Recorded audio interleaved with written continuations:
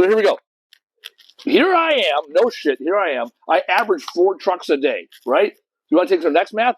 That means, right, if I average 4 trucks a day and I own 4.1% of my market, each truck is a percent. That means there's 100 junk removal trucks in Milwaukee every day. Wow. Yeah. So let's break this down, right? Let's go big. Let's go 800, right? Right? They probably have 15 trucks. I kind of know that, right? College Hunks, there's 3 or 4 franchises. One's like not really a franchise, right? Let's say between the 4 franchises, they're running 8. I got Junk King. They have 2. So these are the ones I know. Oh, okay. This small, it's a one shop operation. This is one of my competitors. Actually met him. I know he has 4 trucks. P, I know this is one of my competitors. She has 2 trucks. What about Jay? Are they still? Oh no, J-Dog's way out of this market. Actually, it's interesting because there's this other guy that I know. His name's Jay's Junk Removal. Okay. So he's a good dude. Yeah. U-Haul conversion. And this isn't counting any of the trucking and trucks. Right, this is branded people. Yeah. I personally I know, and I have a pretty good idea. So give me those numbers. 32. So there's 32 plus my 4, 36. That means there's 64 people that I don't know doing. Actually, there's another company. Now I'm like breaking it down. Hold on, I know those guys run like 4 trucks a day, but they're also doing like city work, right? So that gets us to 36 plus my 4, it's 40. 40 trucks, right? So there's 60 trucks you don't know. There's 60 trucks, and that is your trucking and trucks. Yeah. That's the competitor. Oh, Junk Punks. They came in our market recently. Right, Junk Punks. Oh, actually, Junk Shuttle. Right? Yeah, I mean, so you're right. Now that I'm thinking about it, I can come up with, I'm going to keep doing this, right? Like, Junk Punks, like Jays. Put your number here. Put Junk, me, and then put... Yeah, Junk Shuttle. Junk Shuttle. These guys have been around for like 15 years. Good guys. Right. I have no problem. These guys probably write 8 trucks, probably. These guys are good. I mean, I know my competitors, and if they run a good business, and I hear from other people that they run a good business, I have no idea if I'm in the shot or not. Yeah, you are.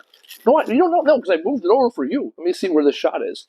Oh, yeah, you can barely see my face. There we go. See, this whole time you couldn't even see me. You see my math, though? No, that's all that matters. Oh, yeah, the math is what matters. Math is what matters. You're saying put me up here. Or just put your... So you're 4 versus this. Oh, yeah. So now Now I'll rerun the math. And this is just Milwaukee. This isn't Wisconsin. Correct. I think we're at 46 here. Let me double check it. Just do the math. Make the math. 25. 10, 15. We played spades last night, so I'm really good. I can cribbage. Yeah, we want to play spades. There's only 3 of us. So here, I did a 15 right here. You want to know those spades? You're looking for 15. Seriously, 8, 2, 15, 30, 15, 40, 15 for 2. 46. There we go. Yeah, all right, 46 plus my 4. Right? Yeah. 50. So I've now accounted for 50% of my market. Right? And my math has always been thirds. Yeah. Right? So there's going to be 1/3. So in our math here, right? Because we're working on 100. This worked out really well. I've never done this analysis. We're looking at 33. These are going to be your franchise / regional guys. So that is 800, obviously. College Hunks, Junk King, Junk Shuttle, they're a regional guy, and I would say Smith Brothers, regional beyond 2 trucks, right? That's kind of like, so let's look at this real quick. Let's now do some more math. 8, 16. Oh my God, that's 33 on the head. I didn't even try doing that. 31. Oh, plus the Smith Brothers. So, okay, yeah. Yeah. 35. So 35. So we're in the ballpark, right? Yeah. So those are my regional competitors, right? And I'm in this world. This is where I live, right? We got 33. Call this 34. We don't have an odd number at the end. Those are sole proprietors. Those are going to be your, this guy Jay's, his name is Jay's, P's, right? 1-2 truck operations where they're branded, they're logoed, right? And they're right. They bought themselves a job. They do good work. I got no problem with these guys, right? These are, for the most part, they are where I was 15 years ago, 12 years ago, whatever, right? And then here is Chuck. Yeah. No brand, no brand. Show up in there. Yep. Pickup truck. Dirty T-shirts. Yeah, exactly. Right. Yeah. So here is your total addressable market in the market here, and this is right. Yeah. I own 4% of the Milwaukee market.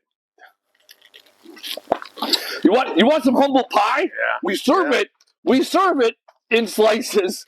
on a regular basis. And this is exactly what. And this is true. I run about, on the average, in the summer, I get up to 6 or 8.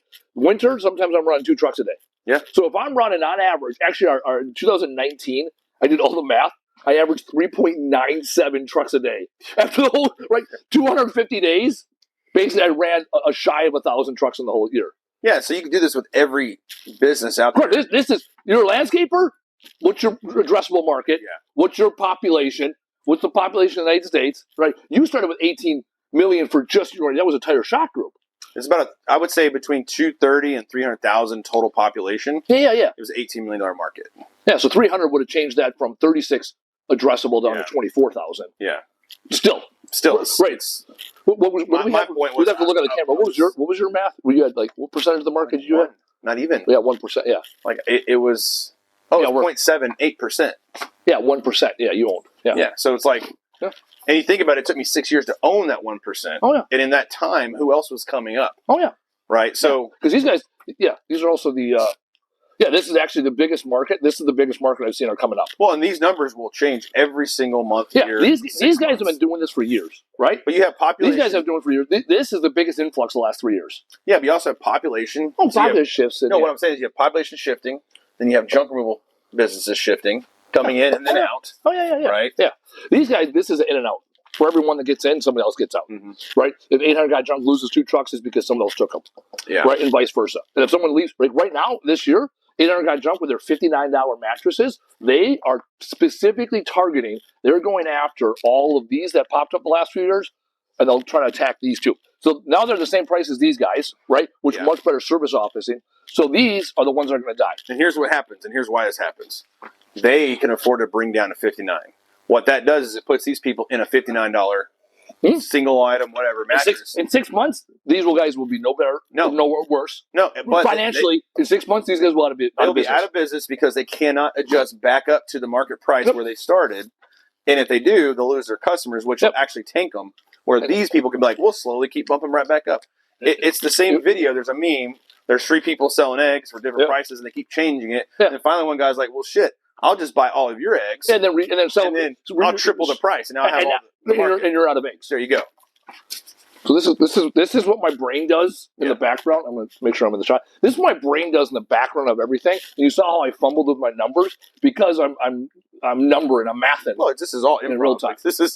None of this is like life is improv. We weren't planning any of this shit. We had 4 talking points, and we got halfway through the first talking point. It's true. Which actually, you know what? I thought about this. This is a lot of how our episodes and conversations go. That's why Joe Rogan goes and says you have to do 2 hours minimum. Yeah. There's normally 3.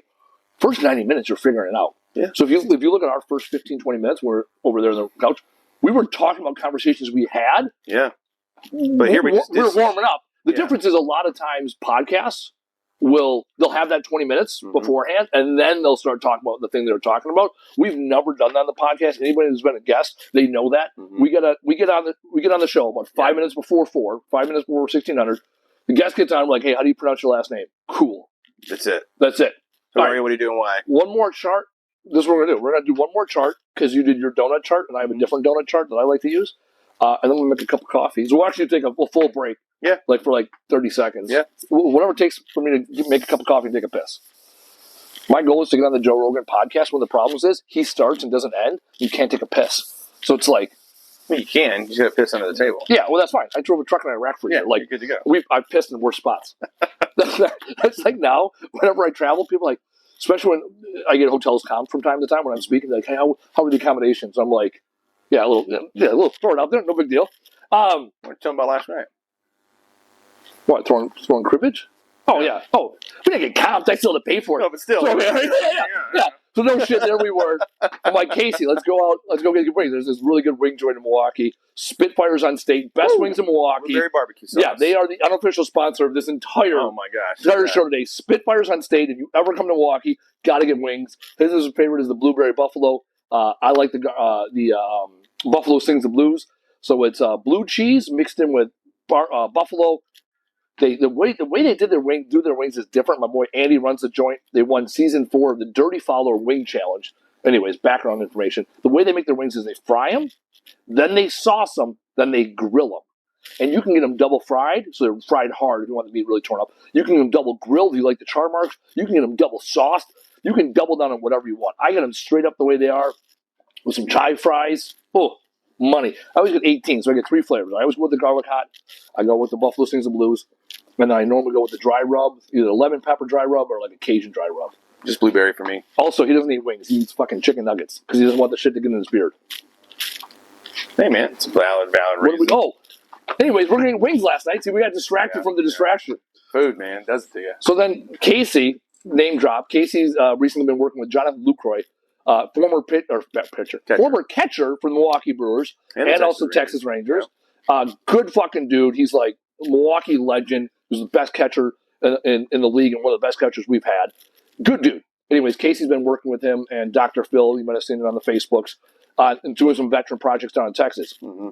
So last night or yesterday during the day we were in our strategy session, and he texted Lucroy. He's like, "Hey, here in Milwaukee, like you never guess where I'm at." And Lucroy's like, "Hey, you got to hit up my boy Omar, who's this restaurateur in Milwaukee, well known, puts lots of heart and soul into some really cool spots in Milwaukee." And he's like, "You got to go to Carnivore." And Casey's like, "Hey, you want to go to Carnivore?" I'm like, "Yeah, that's like fancy date night, like something significant happened." Yeah.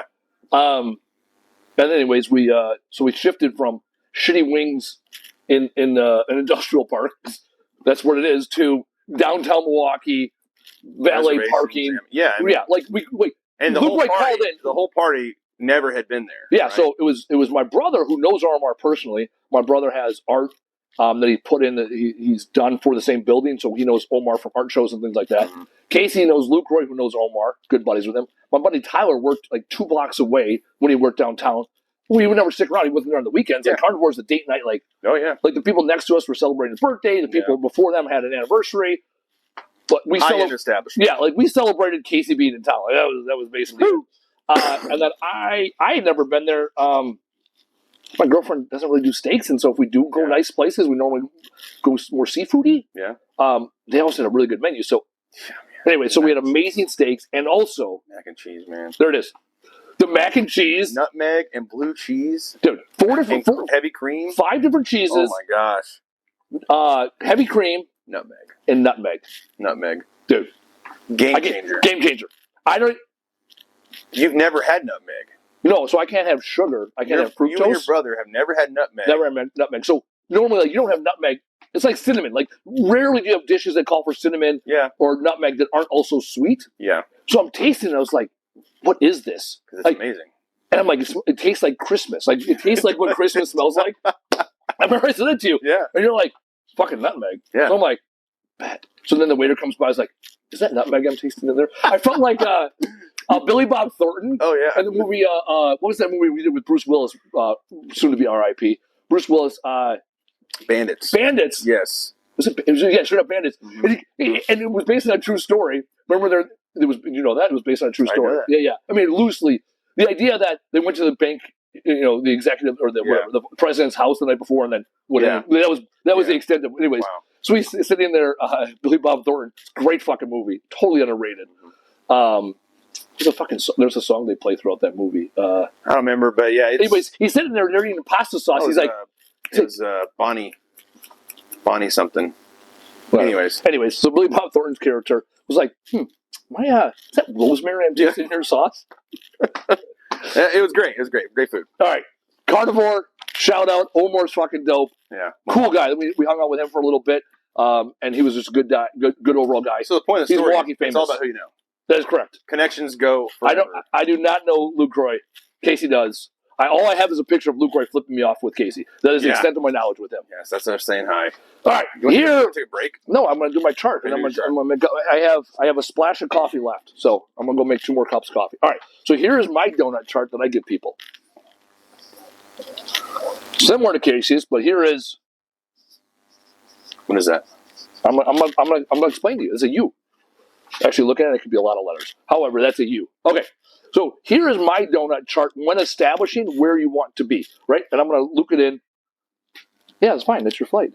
Okay. Yeah, you're board at 2:40. Okay. I'm going to get you there at 12:45. It's 12:30. We're in the middle of a shoot. And he's like, hey, just so you know, my flight boards in like 4 hours. 2 hours. It's 2 hours. It's 2 hours and some change. Dude, it's hour and 15. We're leaving here at 1:30. Get there at 1:45. You have a whole hour. That's good to me. If you get there at 1:40, you have till 2:40. It's not wasting time then. 11 minutes. I can from parked to my gate. And this is public parking. I can make it in 11 minutes. Now, I got the TSA pre-check and the clear because I'm bougie like that. Anyways, before I was so rudely interrupted, this is your total addressable population in an urban area. So like when we talked about with Charlotte. This is a major city. Okay. Tap. We'll say population. We'll say 1 million plus because Milwaukee County is 1.7. It's like city Milwaukee is about Milwaukee County is about 1 million. Anyways, all right. So this is the donut I'm going to tell you to focus on, and this is similar to the conversation we had with the guy about Charlotte. Okay. Right. So name this city USA. This is the challenge. Mm-hmm. A lot of people. This is where your highest population density is the urban area, right?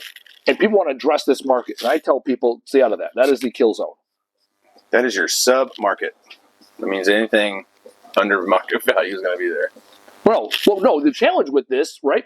The problem with the urban market is there's a couple things. A, you have a lot of condos and apartments. Mm-hmm. People in condos and apartments do not have sheds, garages, basements. At best, they'll have a storage unit.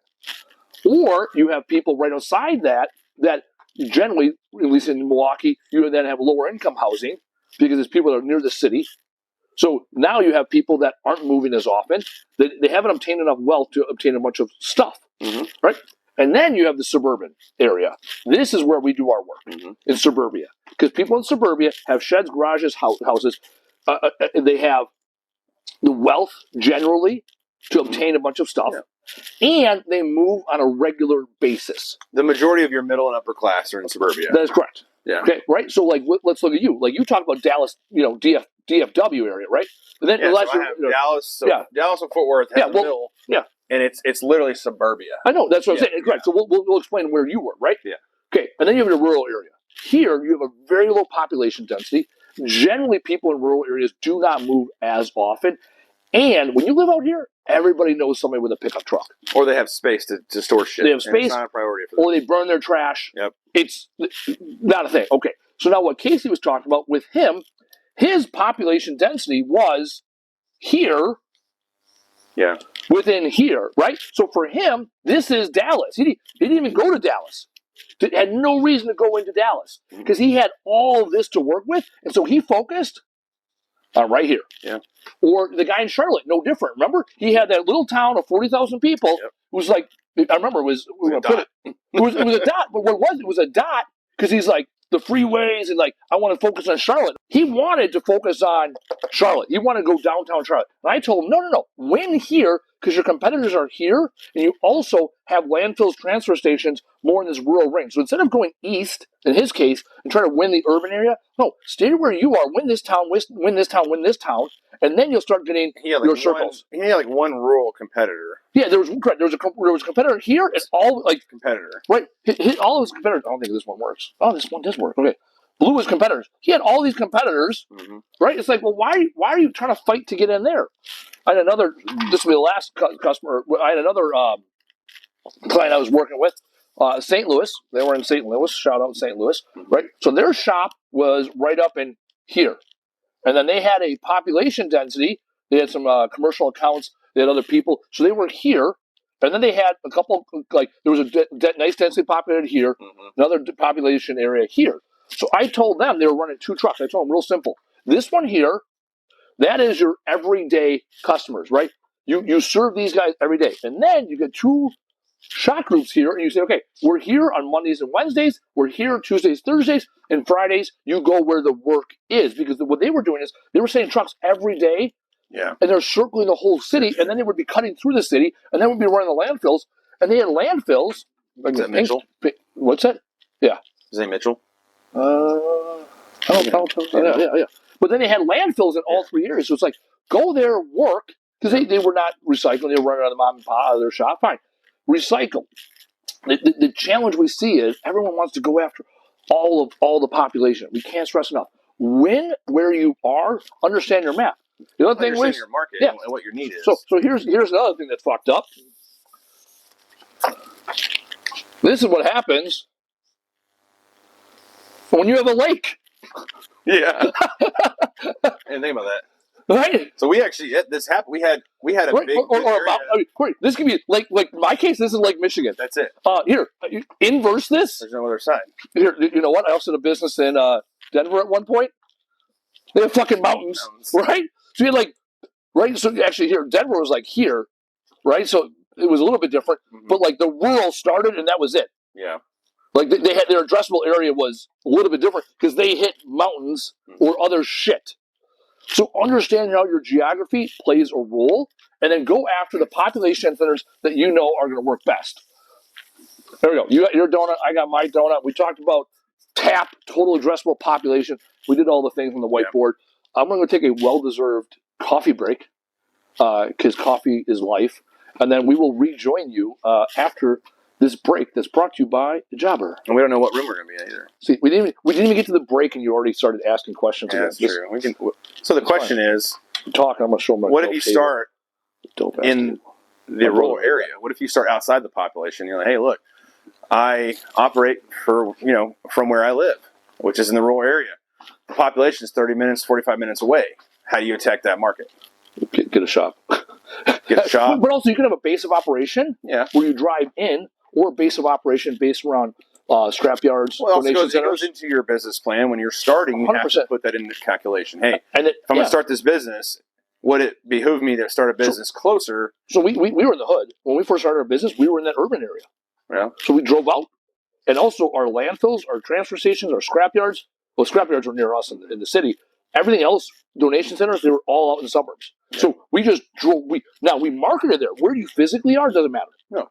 It matters where do you consider center home. So we were on the northwest side of Milwaukee, and we called ourselves Menominee Falls because it's a suburb. We're like, yep, from there, that's our epicenter. Yep. And now, Menominee Falls, every year since we started, has been a top 5 zip code. Now, I grew up in the Falls. I went to high school there. I had some natural connections there. So, yeah, if you're living in an urban area or rural area, where you live is not going to change where you build the base of your operation. Right. Yeah. There you go. I grabbed my phone to have the talking points ready. And then I went on Facebook when you were fucking around with the camera. So now Casey moved the camera again this way because the light, it's later in the day, the clouds broke up, we got natural light coming in, we got the overheads, all good stuff. All right. So what's interesting is my top takeaways from yesterday, because top takeaways are important. And your top takeaways, I saw you post on the internet 3 hours ago, basically the same thing. Yeah. Right? So that means we got good notes. Hell, you can just pull right up off the internet. That's what I looked. I was on the Facebook when I went downstairs to make a cup of coffee. I found the Facebook and I was like, okay, he literally just said all the things that I said.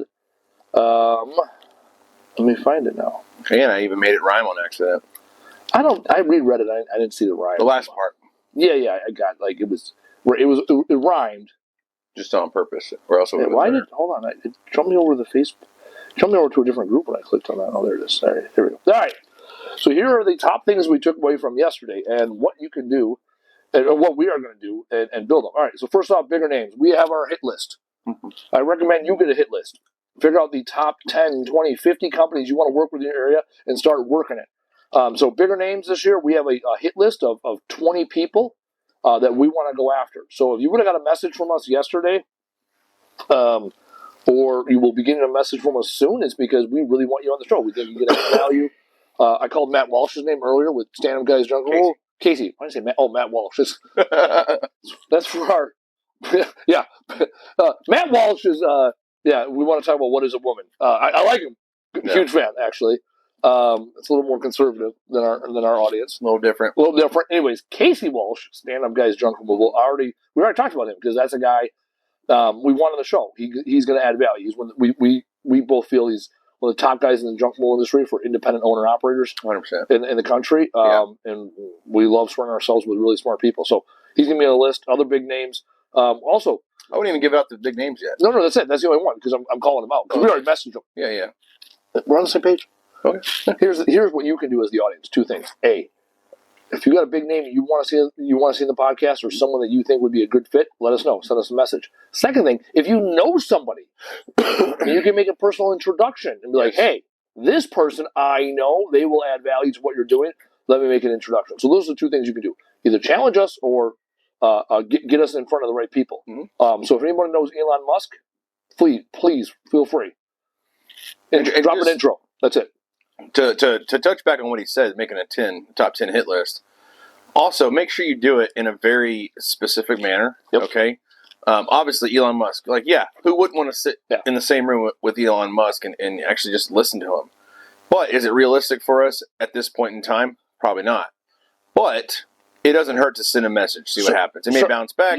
Like Jordan Peterson. I would love to interview Jordan Peterson. Yeah. That's not this forum, right? It's not. Elon Musk is at least in this, like, again, stratosphere-wise way up here, at least it would be applicable to be like, all right, man, how did you go from nothing, because his dad left him with nothing, to the richest man in the world? And we've all heard the interviews. Yeah. And I would love to hear his perspective on home services, right? And he might have nothing, and again, that's like shooting for the stars.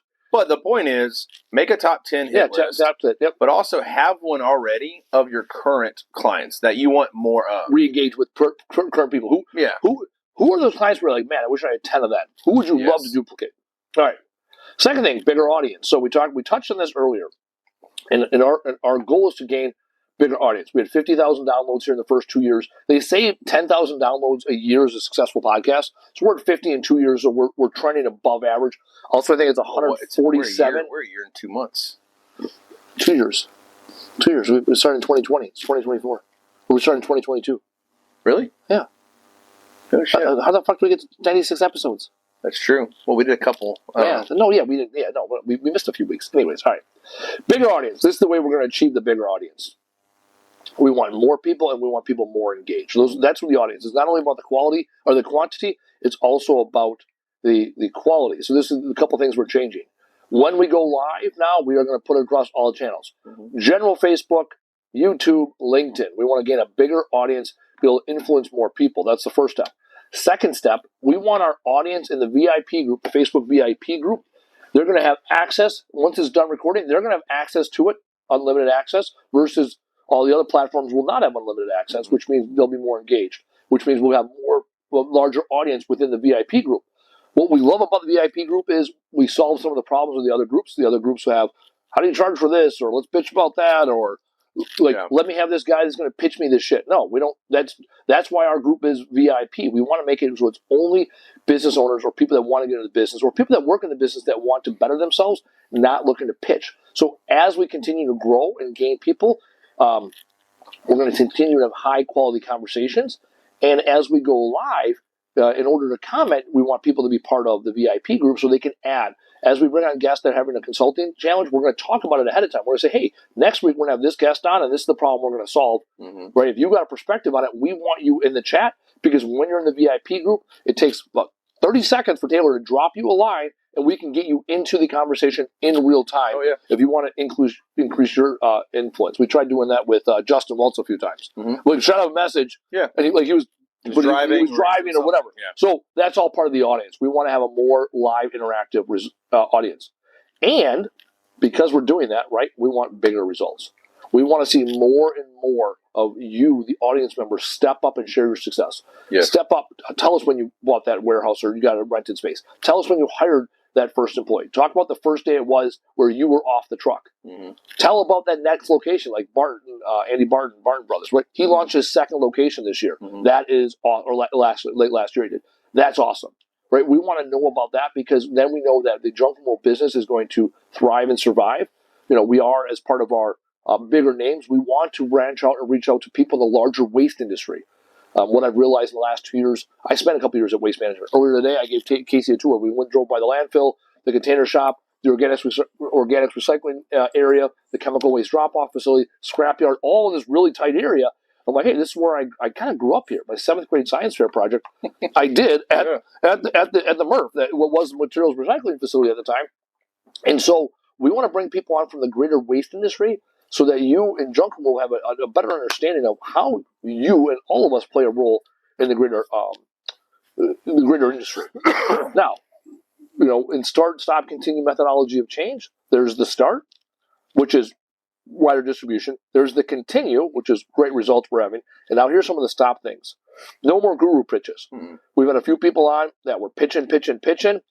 Those episodes weren't great, right? We basically let everybody on the last year, because we want to test the theory, right? So no more guru pitches. We've been good about that. We've had a few that went sideways. It doesn't add value. No, us arguing with people doesn't add value.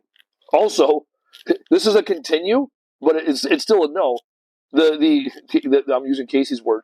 Guaranteed a gazillion dollars when your first week bullshit. Yeah. We have seen the second half of 2023 and the beginning of 24 tons of junk removal companies closing. Oh yeah, and it's quick too. There was tons from our old franchise. Mm-hmm. Like every other week, there's another one closing. They're trying to sell their shirts. They're trying to sell their swag. We see people trying to offload trucks. We see people that are online worried about how do I pay my mortgage, because I got into this in 21, 22, 23 when the going was good, now they're like, oh fuck. Mm-hmm. There are other content creators that put it on YouTube and talk about what you can do. Not everybody's fucking situation is the same. Not everybody has a mom and dad that can invest in you. Not everybody is single and has disposable income. Not everybody can work 80 hours a week. And so we are going to continue being real. Earlier in this, you saw Casey. Casey did over $1 million his third year and lost money. Mm-hmm. I broke even last year when I segment only junk removal.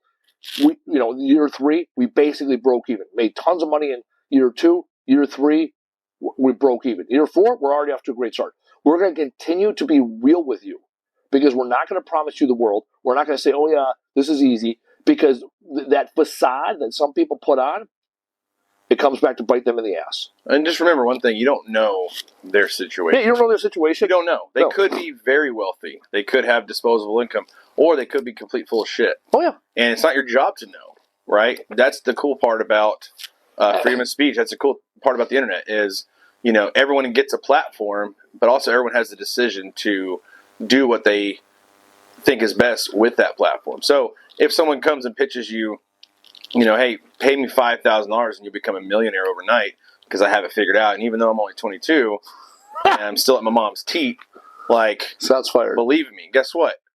He could be 100% authentic. Yeah. But it's your job to decide that. So if you take that risk and go with that person and you get burned, your job now is to let others know how you got burned so that it doesn't happen again.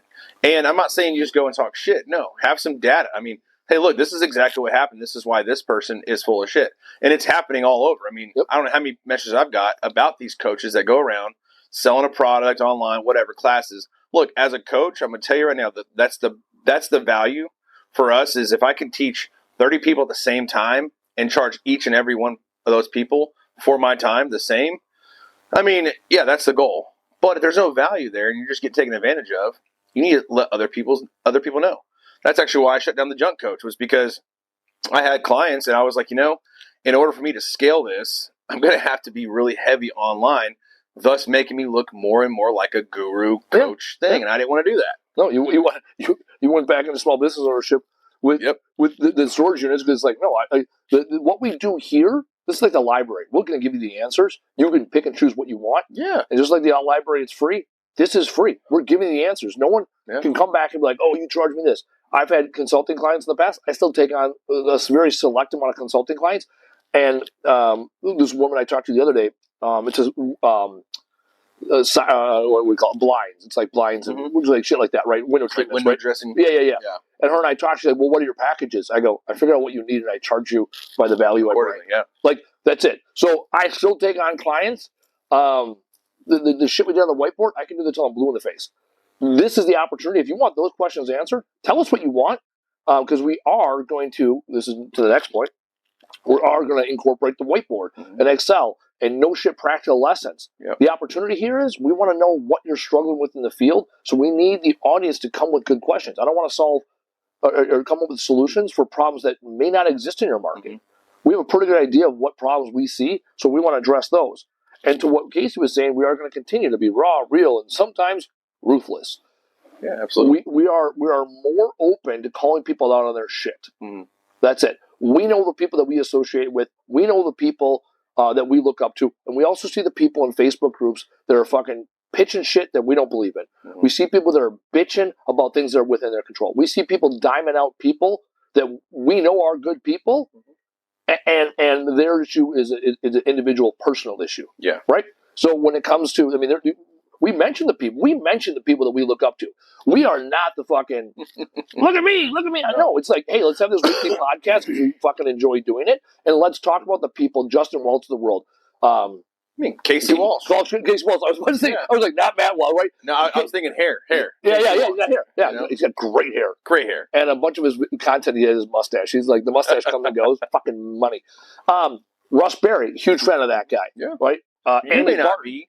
And that's not, that's the point, though. We want to make sure that we're getting perspectives from all over. Yeah. Right? There's people we like, and there's people, hell, we were both part of the same franchise. There was someone we gave tens of thousands of dollars to because we thought he was a decent person. Turns out, no. He's a piece of shit. We willingly gave him a lot of money. Yeah, and we had our doubts, and we followed him, and then when it went, here's the deal. But once it went to shit, we didn't hesitate. We didn't shy away from it. We're like, yep, this is the choice we made. This is the information we learned. And one of the guys I met through my years, and it's in my book, Shout Out Words Fucking Matter, plug, no big deal. I talk about this in my book, Ray Gagnon, right? There's no such thing as good news or bad news, new information when you do with it.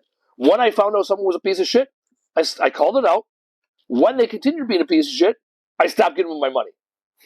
So we will continue to have guests. There is a chance that at some point, somebody that was a guest on our show that we thought were, hey, this is like Cat's Pajamas, turns out to be a piece of shit. Sounds good. It happens. People are people. Our goal is to, these next 100 episodes, is to be more real, more ruthless. That means we call people out, That means we promote people on an individual level, we're going to promote people on that individual level. What we say about you, potentially, is a net result of our perspective based on the information you give us to make an assessment. And it's our job as influencers or influential, I hate the fucking word influencers, but influential within this industry is to not sugarcoat things, is to be real and raw when it comes to the relationships that we have with people, because for every one fucking turd, there's 5 good people. Yeah. And our goal is to highlight the 5 good people and take away the airwaves and the fucking time from the turds, right? We'll call it out, and then we're going to move on from that target. If you notice, we do not go. We are in the groups. We're in the trash talk groups. We're in the different junk world groups on the ones Facebook. that haven't banned us yet. I haven't got. Maybe I have been banned. You for sure have been banned. We are in those groups, and we're not. We use that for data. We're not there to bitch and complain, argue with people, right? We're not going to argue with you. We're not going to be a goddamn keyboard warrior. We will argue with you on the show. And then Casey said, yes, charge for that, coach. Because we want people that run a good business. That's ultimately what it is. Yeah, and here's the thing. My note, tip the nails. When I posted charge that $100 for the couch, I was being facetious, obviously, but it's because we would rather you come to us and say, hey, I need help with pricing in general, my pricing. How do I get a pricing sheet together? Where are you right now with your pricing? Where do you want to be? Where do you need to be? Yep. Those are the questions we would like to answer, because pricing is huge. Yep. And Andy can tell you right now, I think you went 2 years without raising your price once, right? Oh, yeah. I went 2 years without raising my price, and now I have quarterly price initiatives. Mm-hmm. Every quarter, I look at pricing in some capacity. Where I was taught yearly is the minimum to raise prices. Where I'm not raising my prices annually. I'm looking at quarterly initiatives. Which I raised them annually. Yeah. And the reason why I did that is you got to keep up with the Joneses. You got to keep up with the right. Like my tires. I'd been charging. There you go. I charged $3 a tire because that was my disposal cost. And we charged $3 a tire. Well, last year, my disposal cost on tires went up to $7. So that's it, like that kind of shit where it's like, and if you're not doing had we not done an audit and analysis, we're like, well, why do we charge $3 per tire? Because we always have. Well, has our cost gone up? Yeah. And 100% on me.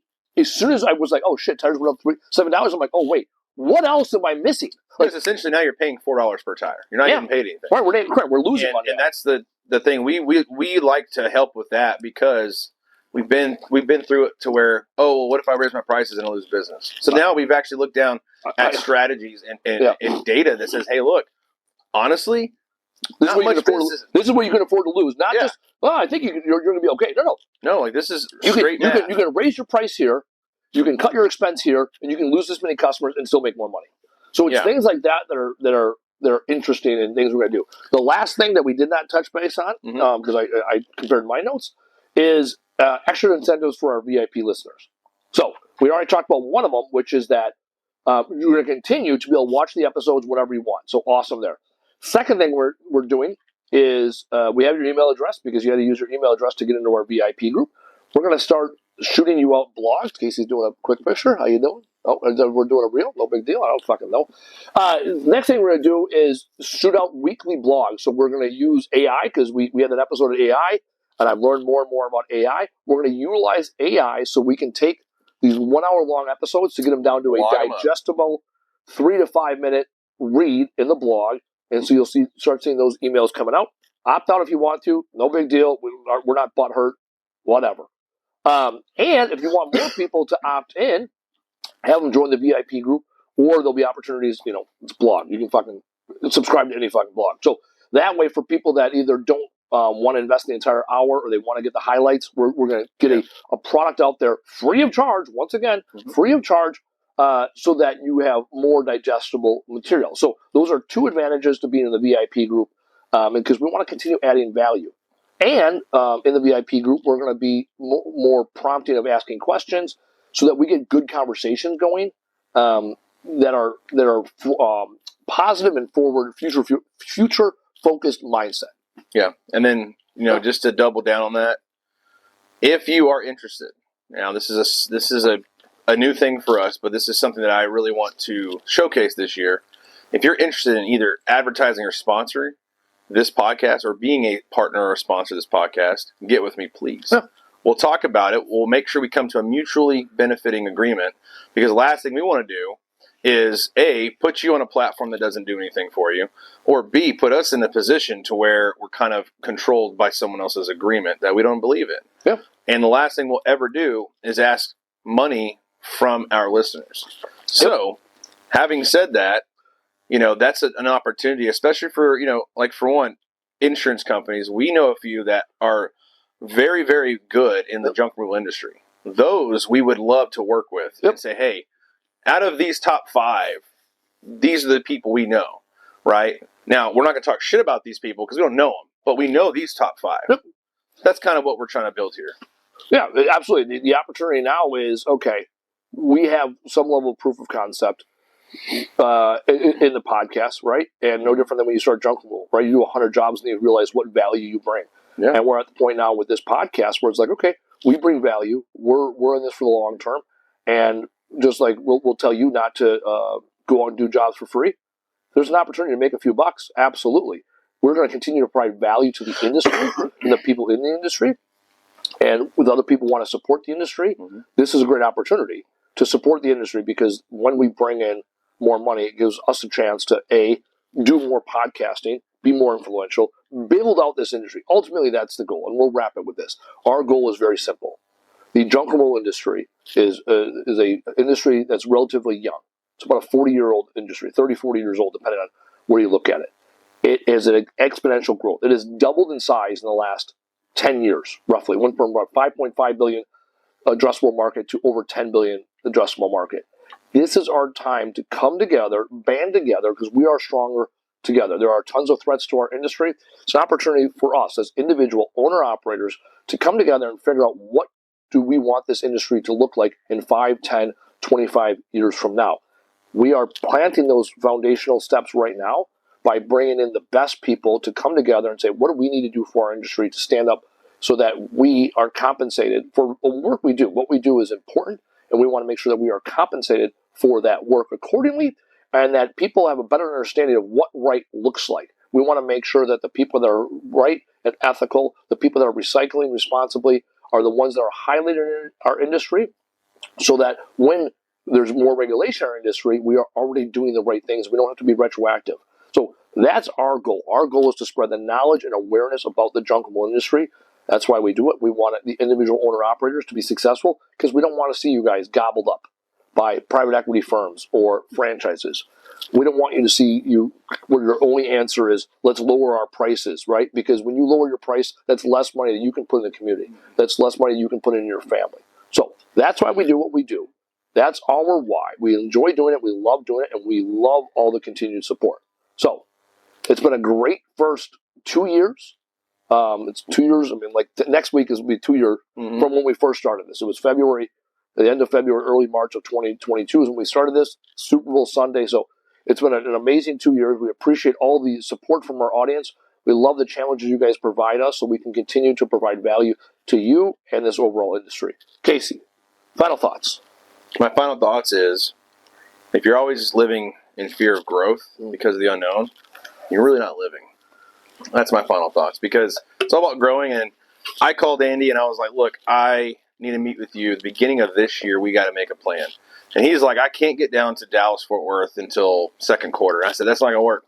Nope. So I bought a plane ticket and I flew up here because I want to make sure we get this done first quarter of this year minimum. Like, I'd like to have done it in January. That's what it is. It is what it is. But we got it done in the first quarter because for us, we want to make sure if we're both on the same page, we're serious about this, then let's grow it. And if we're not serious about it, then let's do what we have to do. Mm-hmm. So I challenge each and every one of our listeners to do the exact same thing. Look at what you want to do. And if you truly are invested in it to where you're like, I want to keep going, then pour more gasoline on the fire. If you're not, if the passion's gone, you don't have any more drive, that's also fine too. Don't look at it as a failure. Look at it, I learned something new. Yep. Maybe this isn't for me. Maybe that's not for me. Whatever it is. But remember, you can either be a shower or a grower. Yep. The struggles and pain points that you're having in junk removal, we are experiencing in our own way. I've bought and sold businesses. I've had amazing success, and I've lost businesses. I mean, even since we started doing this podcast, Casey's on his 4th different business, right? He had demo, he had coaching, he's doing stuff with Gallon Food in the nonprofit world, and he bought his first storage units. So in 4 years, he's done different things, right? Oh, yeah. Right? You call it a failure? Fine, fail. First attempt at learning. Figure out what you do and do not want to do. We are in this grind with you every day. I run a junk removal company every day. Every day, we got to drive revenue. Every day, we got to find ways to be more efficient. So what you're going through, the pain you're feeling, we're absolutely going through it. Mm-hmm. And even in this podcast, we had to take a look at ourselves and say, okay, what are we doing here? Are we just hanging out and doing this as a hobby for shits and giggles? Mm-hmm. Or are we going to take this thing to the next level? And if we are committed. What is our why? And how do we get there with our achievables? We're going through those same exercises, and we're willing to put our money where our mouth is. We're willing to continue to invest in ourselves and each other, and our goal is very simple, to bring you along on that journey. Mm-hmm. P.T. Barnum says, comfort is the enemy of progress. Let's make 2024 extremely uncomfortable for the sake of the industry. As always, I'm Andy Weins. He is Casey Bubba Lawrence, and we're going to see you next week.